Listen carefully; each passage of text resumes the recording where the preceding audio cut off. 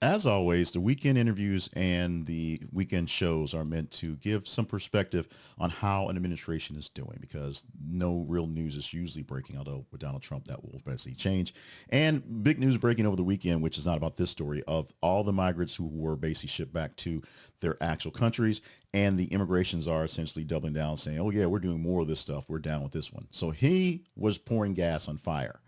Other ones spent time doing damage control for some things that were unintended consequences, which I'm going to say a lot with these executive orders coming up forward. Two that come to mind, two distinct people that came to mind are Tom Cotton and Lindsey Graham, two senators who have actually been very, very supportive of Donald Trump over time, although Lindsey Graham ran against him as a president and bashed him then. They've urged the president, Mr. Donald J. Trump, to reconsider his decision to revoke security details for former officials, including ones he really doesn't like very much, ex-Secretary of State Mike Pompeo and former National Security Advisor John Bolton. Both senators emphasized that these individuals face persistent threats from death due to involvement in drone strikes back in 2020 in Iran.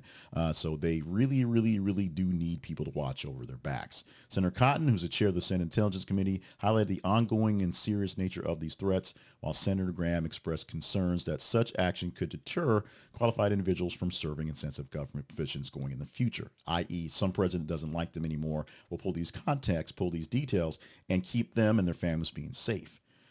Trump has defended his decision by questioning the necessity of providing lifelong security and suggesting that former officials could fund their own protection if they're needed.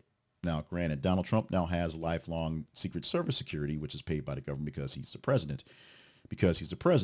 And that is fine when he was 45 and then not president. And now that when he's actually done being 47, that's there.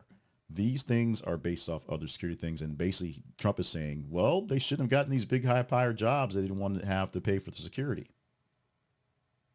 Same thing said for Supreme Court justices who had to hire extra security because they all of a sudden were targets from people fairly or unfairly, based on your opinion. Your mileage may vary on how some votes came down based on what Donald Trump and his ilk wanted to do.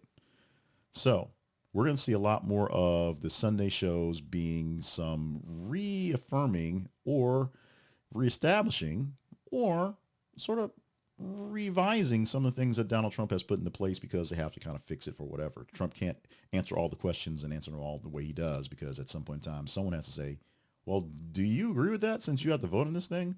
Which Cotton and Graham both have to vote for these things to make them happen. So they, being, let's say, rationally minded people, understanding how having someone coming on our foreign soil and trying to kill Americans is a bad thing in general, despite the fact you may have a beef with them, is what's going to come to play. What do you think about Cotton and Graham not quite speaking against Donald Trump, but asking him, hey, can you back off this bit of retribution just a bit? Your comments always warranted.